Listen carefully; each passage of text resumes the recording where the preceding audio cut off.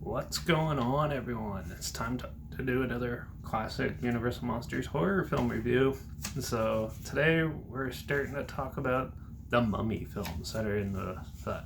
So yeah, the Mummy. So let's talk about the Mummy, the original, released by Universal December 22nd, 1932, and it was directed by Carl Fruit, who also did Mad Love, The Last Laugh, Berlin Symphony of a Great City, Varsity, and a whole pile of others. This had a budget of $196,000, which is pretty decent back in the day.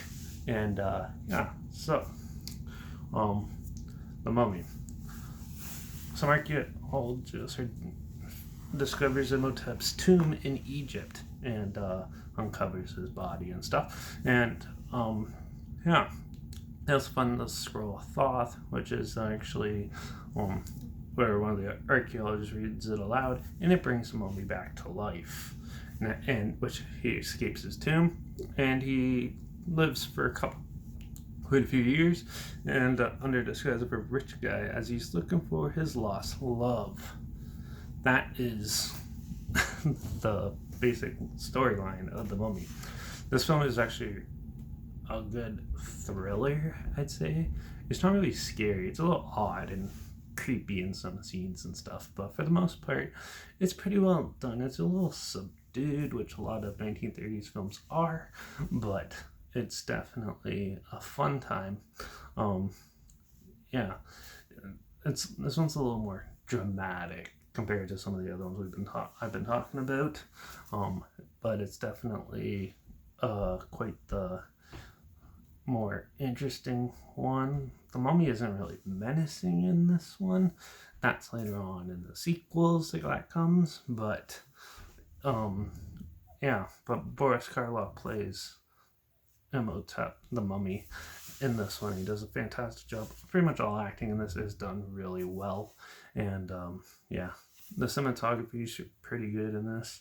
Music, all of it's pretty well done, and there's not much really to complain about this film. It's just some people might find this one a little more boring because you don't really see the monster at all, and you see him in his more modern human form.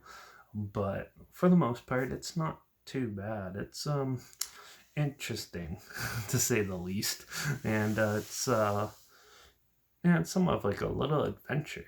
But there's not much for me to complain, and I don't really want to give away too much in case you haven't seen it. So I'm just gonna give this one a 5 out of 5 because it's really good. It's a classic for a reason. You should definitely check it out if you haven't seen it.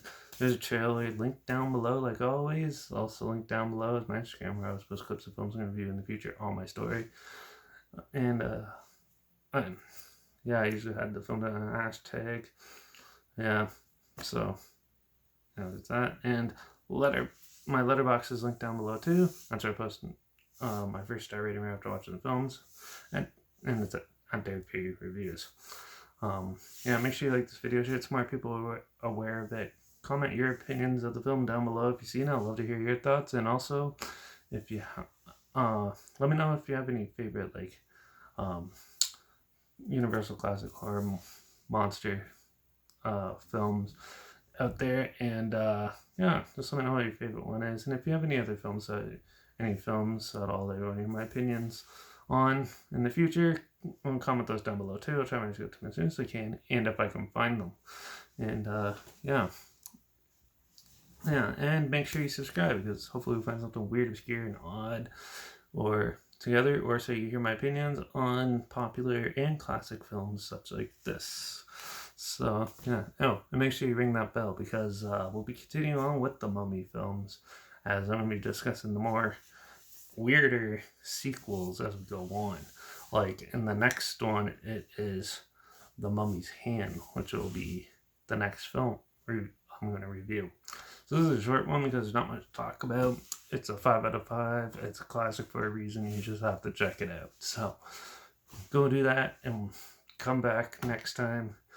And make sure you ring that bell, because I'll be talking about The Mummy's Hand. So watch out for the walking, living, dead mummy roaming around your area. And I guess I'll see you all in the next one. So until then, cheers.